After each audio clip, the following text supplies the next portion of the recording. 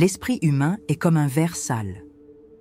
Vous êtes-vous déjà arrêté pour réfléchir à ce qui se passe lorsque nous tentons de le remplir sans le nettoyer au préalable? Tous nos traumatismes, nos blessures, nos pensées désorganisées et nos attentes accumulées sont comme une saleté invisible qui empêche le verre de se remplir de quelque chose de nouveau et de pur. Ainsi, nous nous demandons, que deviendrions-nous si, au lieu d'ajouter encore et encore, nous décidions simplement de nettoyer ce que nous portons déjà à l'intérieur? Peut-être que la réponse nous semble simple, mais ce qui se cache derrière ce simple changement est une révolution silencieuse et profonde dans notre être. Quel est le coût de continuer à accumuler sans d'abord libérer? Qu'est-ce que nous perdons en ne permettant pas à l'esprit de se vider de tout ce qui nous empêche de vivre l'instant présent? Nous essayons, jour après jour, de remplir notre esprit avec plus de connaissances, plus d'expériences, plus de sentiments, comme si l'accumulation était synonyme d'évolution. Mais si le véritable progrès ne résidait pas dans l'ajout, mais dans le retrait? Dans le taoïsme, la clé du flux de la vie ne réside pas dans le plus, mais dans le moins. Moins d'ego, moins d'attachement, moins de blessures. L'esprit, tout comme le verre, ne peut être rempli de ce qui est essentiel que lorsqu'il est débarrassé de tout ce qui a été enchevêtré dans ses couches. La véritable sagesse ne vient pas de l'accumulation, mais du vide. L'art de la vie consiste à comprendre que la véritable évolution ne demande pas plus, mais moins. Et si nous étions prêts à laisser partir ce qui ne nous sert plus, serait-il alors possible de vivre pleinement dans le présent, si nous sommes encore surchargés par le poids du passé? Le Tao nous enseigne que nous ne pouvons vivre en harmonie avec le flux naturel de la vie que lorsque nous laissons derrière nous ce qui n'a plus de but.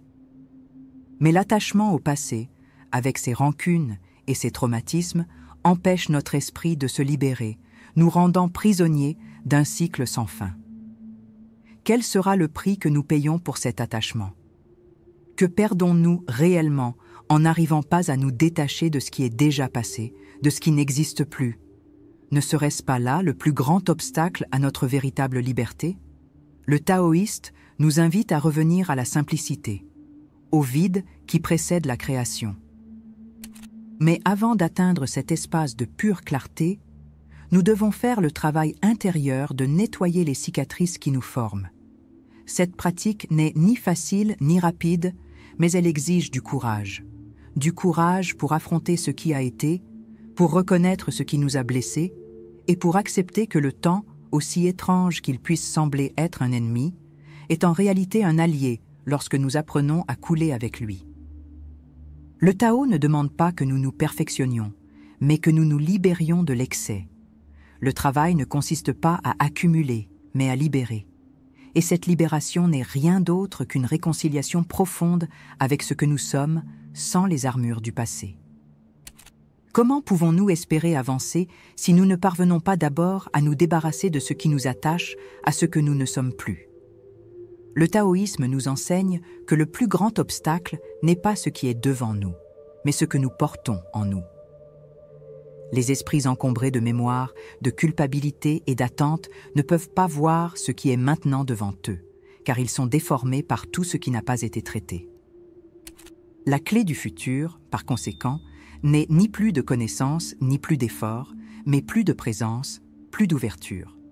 Mais comment atteindre cet état de pureté mentale si nous continuons à nous accrocher à ce qui n'existe plus? Sommes-nous prêts à payer le prix de notre liberté? La véritable transformation ne réside pas dans l'ajout de plus. Elle réside, en effet, dans l'ouverture d'espace, dans le vide, dans le détachement de ce qui nous empêche de vivre pleinement. Cela nécessite un retour à la simplicité essentielle de l'être, un espace où il n'y a rien à ajouter, mais tout à retirer. Et lorsque nous retirons ce qui nous emprisonne, alors le verre, avant sale et plein, peut enfin être rempli de ce qui est pur et neuf. Voilà le chemin du Tao, un chemin de reconnaissance, d'acceptation et de libération. Il ne s'agit pas de devenir quelque chose de plus, mais de cesser d'être ce que nous ne sommes plus. Et ce mouvement de vide, à la fois simple et profond, nous prépare à un futur qui ne peut être vécu que dans le présent. Si vous êtes prêt pour ce voyage, pensez à liker la vidéo et à continuer avec moi pour découvrir que la véritable sagesse n'est pas une conquête, mais un retour à l'essence. Un retour à ce qui est déjà en vous, mais qui ne peut être accessible que lorsque votre esprit est libre des chaînes du passé. Je vous invite à réfléchir à cela, à observer votre esprit, et peut-être, qui sait, à réaliser que le véritable progrès est en réalité un mouvement de calme, de clarté. Autorisez-vous à vous nettoyer, à vous vider et à vivre. À la fin du 19e siècle, dans un petit village chinois, un maître taoïste nommé Zhen méditait sur les rives d'une rivière, cherchant la clarté sur le chemin de sa vie. Un disciple inquiet s'approcha, observant le maître avec curiosité, essayant de comprendre ce qui le poussait à passer tant de temps dans le silence et la contemplation. « Maître, comment quelqu'un peut-il atteindre la sagesse si l'esprit est constamment rempli de pensées et de désirs ?» demanda le jeune homme, sa voix pleine de frustration. Zen le regarda, sans se presser de répondre. Il pointa simplement vers la rivière, dont les eaux coulaient sans fin. « Observe les eaux, dit-il calmement. Elles ne peuvent couler librement que lorsque le lit de la rivière est propre et libre de pierres. » Le disciple, confus, ne comprit pas immédiatement. Il regarda la rivière et, en l'observant, il remarqua que, bien que l'eau semblait calme, le flux était obstrué par plusieurs pierres et branches qui bloquaient son chemin. Comment la rivière pouvait-elle couler de manière pure et claire si son chemin était obstrué? Zhen, percevant l'inquiétude du jeune homme, continua. L'esprit humain est comme cette rivière. Si nous portons constamment le poids du passé, des blessures et des rancunes, rien ne coule librement. Notre sagesse ne vient pas de l'ajout, mais du fait de libérer ce qui obstrue déjà le chemin. Le disciple, toujours en quête de compréhension, ressentit un malaise croissant, comme si quelque chose de profond était touché à l'intérieur de lui, mais il ne savait pas exactement quoi. Dans les jours qui suivirent, le jeune homme commença à pratiquer la méditation et la contemplation, suivant le conseil du maître. Cependant, la tâche n'était pas simple. En essayant de vider son esprit, il fut envahi par des souvenirs douloureux du passé, des disputes avec son père, la perte d'un ami cher et le sentiment d'échec dans de nombreux aspects de sa vie. À chaque tentative de libérer ses émotions, elles devenaient plus intenses. Les souvenirs semblaient gravés dans son corps, et il n'arrivait pas à s'en débarrasser. La tension entre le désir de liberté et le poids des souvenirs le consommait. C'était comme si chaque souvenir était une pierre dans le lit de sa rivière intérieure, une obstruction à son véritable flux. Zen, attentif à la lutte intérieure de son disciple, l'appela à nouveau. « Tu cherches le silence, mais tu ne trouves pas la paix. Ce que tu portes ne se laisse pas libérer facilement, car tu crois encore en avoir besoin, » dit le maître. Le jeune homme le regarda, surpris. « J'ai besoin de mes sentiments, de mes pensées, maître. Comment puis-je simplement les laisser partir ?» Zen, sans se presser, répondit « Il ne s'agit pas d'effacer ou d'oublier, mais de comprendre. Lorsque tu comprends que tes expériences passées ne définissent pas qui tu es, alors tu deviens libre de vivre dans le présent. La rivière ne lutte pas contre les pierres, elle les contourne simplement sans s'y accrocher. » Le disciple commença alors à remettre en question tout ce qu'il savait de lui-même. Il se retrouva confronté à une vérité inconfortable. Il était tellement attaché au passé qu'il ne pouvait pas vivre pleinement dans le présent. À chaque souvenir, à chaque blessure, il se voyait comme une partie du passé, une extension des erreurs et des pertes qu'il avait vécues. L'ambiguïté entre le désir de liberté et la douleur de se détacher de son identité construite s'intensifiait. Le maître, toujours en silence, observait simplement le jeune homme, lui permettant de plonger dans son propre voyage d'autodécouverte. Il était nécessaire de confronter ses propres peurs et résistances pour trouver la clarté. Avec le temps, le disciple commença à percevoir que la véritable force ne résidait pas dans la résistance au passé, mais dans l'acceptation de sa présence sans s'y identifier. Il comprit que les pierres dans le lit de sa rivière intérieure n'étaient pas des ennemis, mais des symboles des expériences qu'il avait façonnées. Avec cette nouvelle compréhension, il commença à pratiquer le détachement. non pas pour éviter les souvenirs, mais pour leur permettre de suivre leur cours, sans plus de pouvoir sur sa paix intérieure.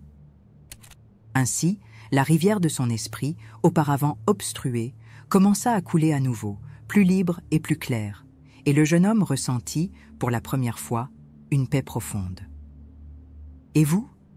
Êtes-vous prêt à laisser le passé couler comme une rivière propre et libre, sans les pierres qui l'empêchent de suivre son cours? Si cette réflexion a touché quelque chose en vous, abonnez-vous à la chaîne et aimez cette vidéo pour que je sache que vous souhaitez poursuivre ce voyage de connaissance de soi. Ensemble, nettoyons le chemin pour un futur plus libre et plus clair. La vie, dans son essence, est en mouvement constant.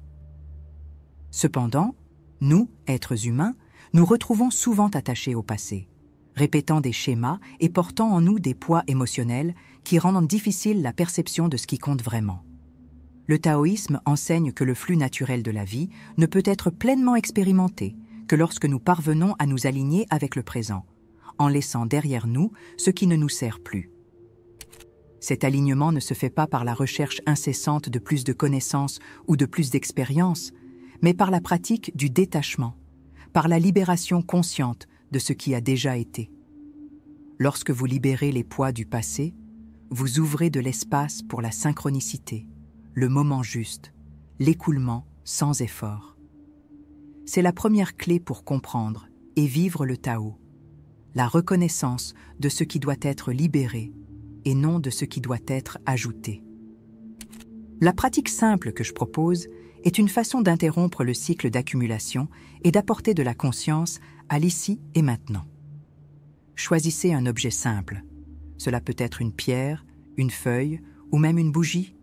Et pendant un moment de silence, concentrez toute votre attention sur lui. Observez l'objet sans précipitation, sans jugement, simplement en vous permettant d'être avec lui.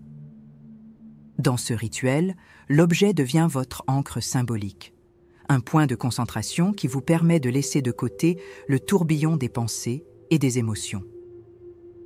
En observant attentivement, vous commencez à percevoir non seulement l'objet, mais aussi votre propre état intérieur. Quelles émotions surgissent? Quels souvenirs tentent de s'infiltrer? La clé est de ne pas s'y accrocher, mais simplement de les observer et de les laisser partir, comme le Tao nous l'enseigne. Ce rituel simple est plus qu'un moment d'introspection. Il est une pratique de pleine conscience profonde, de connexion avec le flux naturel de la vie. Le Tao ne vous demande pas de contrôler votre esprit, mais de permettre à celui-ci de se calmer naturellement. En vous concentrant sur cet objet, vous vous permettez de percevoir que, tout comme lui, vous faites aussi partie d'un flux plus grand, qui n'a pas besoin d'être forcé, mais d'être accueilli. Lorsque vous arrêtez de résister au présent et à ce qui est déjà en vous, les synchronicités commencent à se révéler avec clarté. Ce qui semblait auparavant aléatoire commence à avoir un sens, car vous êtes maintenant aligné avec le cours naturel des choses. C'est le point de transformation, la libération du contrôle, l'acceptation du flux. Observez le pouvoir de ce simple geste. En vous concentrant sur un objet pendant quelques minutes, vous êtes en train, en réalité, de vider votre esprit des excès qui le remplissent constamment. Chaque pensée qui surgit n'est qu'une couche qui vous empêche de percevoir ce qui est dans le présent. Ce rituel d'observation, de concentration sur le simple, est une forme d'alignement avec le Tao. Lorsque vous vous permettez cet espace de silence, l'esprit commence à libérer les tensions du passé, les jugements, les projections. Et alors, comme une rivière qui reprend son écoulement libre, votre conscience devient plus claire, plus fluide. Vous êtes moins attaché à ce qui a été et plus disponible pour ce qui est. Avec le temps, en répétant cette pratique, vous commencerez à percevoir les petites synchronicités qui auparavant passaient inaperçues. Cette conversation avec un ami qui survient au moment juste, la décision prise avec plus de clarté que vous ne l'auriez cru possible. Le Tao nous enseigne que la vie se déploie de manière naturelle lorsque nous arrêtons d'interférer. La clé du succès dans le taoïsme n'est pas d'ajouter plus à notre répertoire, mais simplement de nettoyer ce qui obstrue le flux de notre énergie vitale. Et cela n'est possible que lorsque nous pratiquons le détachement, la libération, l'acceptation du présent. Ce rituel n'a pas besoin d'être complexe. Si vous le souhaitez, mettez la vidéo en pause et essayez pendant quelques minutes. Il peut être fait n'importe où, à n'importe quel moment. Mais son impact peut être profond, car il nous rappelle constamment que le présent est la seule chose qui compte réellement. À partir de cet espace de silence et de concentration, vous commencez à percevoir que, au lieu d'accumuler davantage, vous devez libérer davantage. Libérer ce qui ne sert plus, libérer les croyances qui limitent votre vision, libérer les attachements qui entravent le flux naturel de votre vie. Le Tao est en vous, attendant d'être expérimenté, mais il ne peut être accessible que lorsque vous êtes libre du poids du passé. Maintenant, je vous invite à réfléchir. Où se trouve le poids du passé dans votre vie? Qu'avez-vous porté, sans vous en rendre compte, qui obstrue votre flux? Essayez le rituel simple de vous concentrer sur un objet, d'être présent, et permettez-vous de libérer ce qui ne sert plus. Qu'est-ce qui surgit pour vous dans cet espace de silence? Partagez dans les commentaires vos réflexions sur ce processus de détachement et de transformation. Comment le Tao peut-il se manifester dans votre vie à partir de ce moment de clarté? Au fond, ce qui nous empêche de vivre pleinement dans le présent, ce sont les couches invisibles que nous portons en nous. La psychologie moderne et les traditions spirituelles orientales, telles que le taoïsme et le bouddhisme, nous invitent à examiner ces schémas inconscients qui façonnent notre réalité. En psychologie, ces schémas surgissent souvent comme des défenses émotionnelles qui tentent de protéger la psyché des traumatismes passés. Mais, ce faisant, ils créent des blocages et des limitations. Le taoïsme, pour sa part, nous enseigne que ces blocages proviennent de la résistance au flux naturel de la vie, de l'insistance à contrôler, accumuler et retenir, plutôt que de permettre aux choses de se dérouler spontanément. Ainsi, ce qui se révèle dans les couches les plus profondes de notre psyché, ce sont les forces de résistance. Et pour le Tao, la véritable sagesse commence lorsque nous parvenons à relâcher cette résistance et à nous ouvrir au mouvement naturel de l'univers. Sur le plan rationnel, nous recherchons constamment des solutions externes à nos problèmes internes.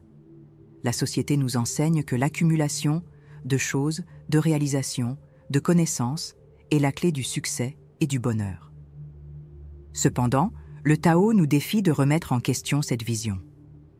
La résistance au présent, qui se manifeste par l'anxiété face à l'avenir ou le regret du passé, bloque notre capacité à être véritablement vivants, ici et maintenant. Rationnellement, nous savons que le présent est le seul temps qui existe, mais l'esprit est formé pour être ailleurs, à un autre moment. En accumulant des pensées et des préoccupations, nous éloignons le flux naturel de la vie, essayant de le modeler selon nos besoins et attentes, sans permettre à la sagesse du Tao de se révéler d'elle-même. La réalité, par conséquent, s'organise selon ces schémas de contrôle, où les solutions que nous cherchons nous mènent plus profondément dans notre propre résistance. Sur un plan émotionnel, ces schémas invisibles se manifestent par des émotions refoulées, des blessures non guéries et des attentes non réalisées. Le taoïsme nous enseigne que ces émotions, lorsqu'elles ne sont pas reconnues et libérées, deviennent des pierres dans le lit de notre rivière intérieure, bloquant le flux de la vie. Elles deviennent une partie de notre identité, distordant la perception de qui nous sommes vraiment et de ce dont nous avons besoin. Lorsque nous nous accrochons au passé, que ce soit à travers des traumatismes, des rancœurs ou des culpabilités, nous nourrissons ces blocages émotionnels. Chaque émotion non exprimée, chaque ressentiment gardé, crée une couche supplémentaire de distorsion dans notre perception de la réalité. La véritable guérison, tant dans le taoïsme que dans d'autres traditions spirituelles, consiste à observer ces émotions sans jugement, en permettant qu'elles émergent et se dissolvent naturellement, sans résistance. Le Tao, ainsi, nous enseigne que nous n'avons pas besoin d'éliminer ces émotions, mais de les libérer afin qu'elles puissent de nouveau circuler. Au niveau existentiel, cette lutte interne entre l'attachement et le détachement se manifeste par la quête de sens et de but.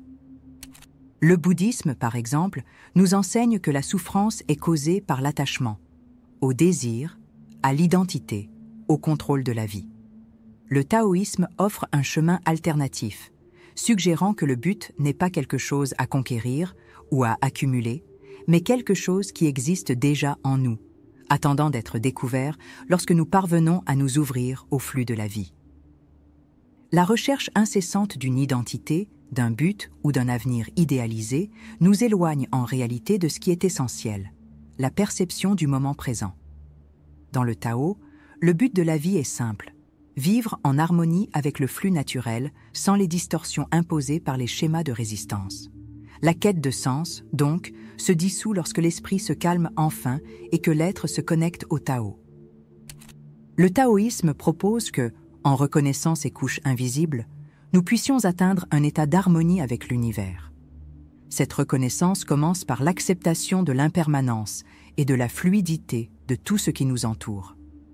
En comprenant que rien n'est permanent, nous commençons à lâcher prise sur nos fixations, nos besoins de contrôle et notre résistance au flux naturel. À travers ce processus, nous parvenons à voir la réalité telle qu'elle est vraiment. Pas comme nous aimerions qu'elle soit, mais telle qu'elle se présente dans sa totalité. Cela est essentiel pour comprendre le langage universel qui organise la réalité. Tout est interdépendant, tout est en perpétuelle transformation, et c'est uniquement en libérant notre attachement au contrôle que nous pouvons expérimenter la véritable sagesse. Le Tao, ainsi, est le chemin pour voir au-delà des couches de conditionnement et percevoir ce qui est toujours présent, mais caché par notre propre résistance. Ces schémas invisibles, lorsqu'ils sont reconnus et dissous, commencent à révéler les forces de synchronicité qui guident notre vie. Dans le Tao, tout est en harmonie, et en nous libérant des couches de contrôle et de résistance, nous nous alignons avec ce flux universel. Ce qui semblait auparavant une série de coïncidences ou d'accidents prend soudain un sens profond, comme si l'univers travaillait avec nous, et non contre nous. Sur le plan psychologique, cela se manifeste par une sensation de paix et de clarté intérieure, tandis que sur le plan spirituel, c'est un sentiment de connexion avec quelque chose de plus grand que nous. Le langage universel de la vie, une fois compris, nous montre que nous faisons partie de quelque chose de beaucoup plus vaste et que nos petits actes, nos choix, sont toujours en résonance avec le flux naturel. Lorsque nous parvenons à voir cela, les schémas invisibles qui nous emprisonnaient se dissolvent, permettant à la vie de se dérouler de manière fluide et sans effort.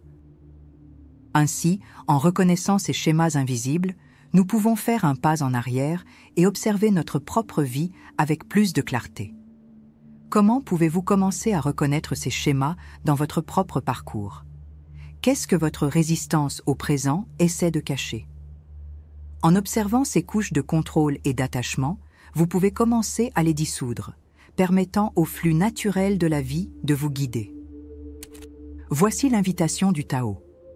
Ne pas ajouter plus à votre être, mais retirer ce qui empêche le flux libre de ce que vous êtes déjà. Partagez dans les commentaires comment vous percevez ces schémas invisibles dans votre vie et comment, peut-être, vous commencez à les libérer. Le Tao nous enseigne que, dans la quête de la compréhension, peut-être le plus grand obstacle réside dans notre insistance à trouver des réponses définitives. Au lieu de rechercher des conclusions, le véritable chemin se déploie lorsque nous nous permettons de nous laisser aller avec la vie, sans précipitation, sans exigence. Que se passerait-il si, au lieu de toujours chercher davantage, nous décidions simplement de permettre à ce qui est déjà de se révéler? Le taoïsme nous invite à vivre la vie sans la nécessité de la maîtriser, sans la précipitation d'expliquer tout ou de comprendre chaque mouvement. Peut-être que la véritable sagesse réside dans l'art de ne pas savoir, dans l'acceptation du mystère qui se dévoile à chaque pas, à chaque respiration. Le fleuve n'a pas besoin de forcer son eau à couler. Elle suit son cours avec une totale confiance dans le processus. Et vous, êtes-vous prêt à suivre sans forcer? Dans la philosophie taoïste, le concept de non-conclusion se reflète dans l'idée que tout est en constante transformation et rien ne demeure statique. Il n'y a pas de fin, seulement une continuité. Comme les saisons qui se succèdent, la vie se déroule dans un cycle sans fin de renouveau.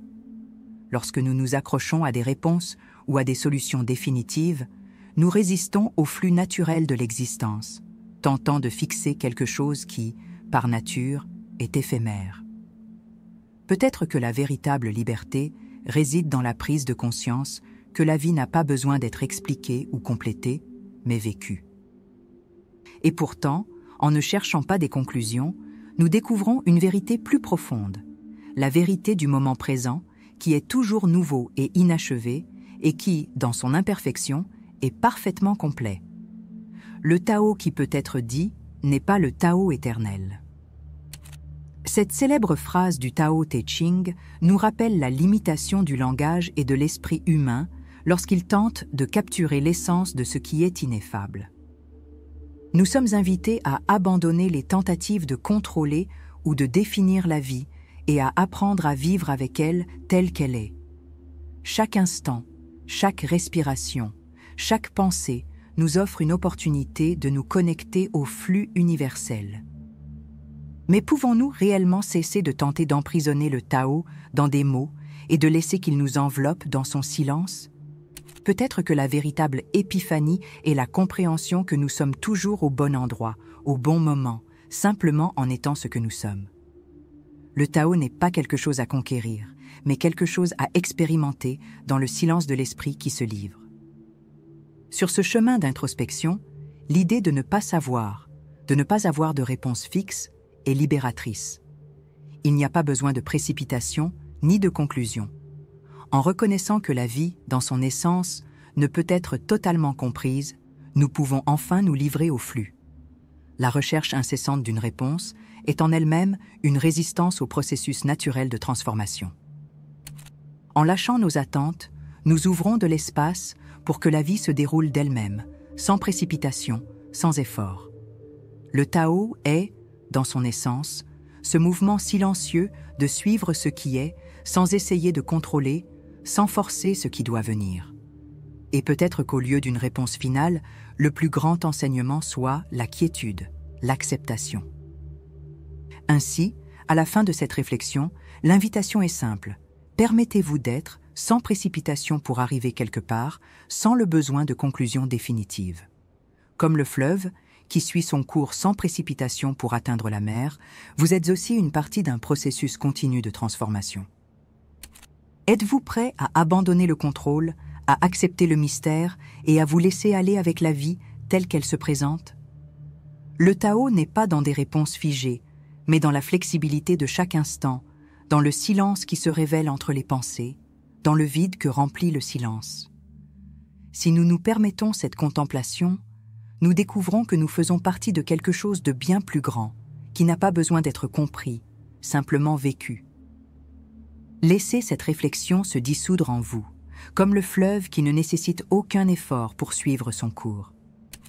Que surgit-il dans votre esprit lorsque vous considérez l'idée de ne pas avoir besoin de contrôler, de simplement être ? Peut-être est-il temps de faire une pause et d'observer, sans jugement, ce qui se passe en vous et autour de vous. Il n'y a rien à faire, seulement quelque chose à ressentir. Comment vous connectez-vous au flux de la vie ? Partagez vos pensées dans les commentaires, partagez votre voyage. Le voyage du Tao n'est pas fait de conclusions, mais de pas silencieux et conscients qui nous rapprochent de ce que nous sommes vraiment.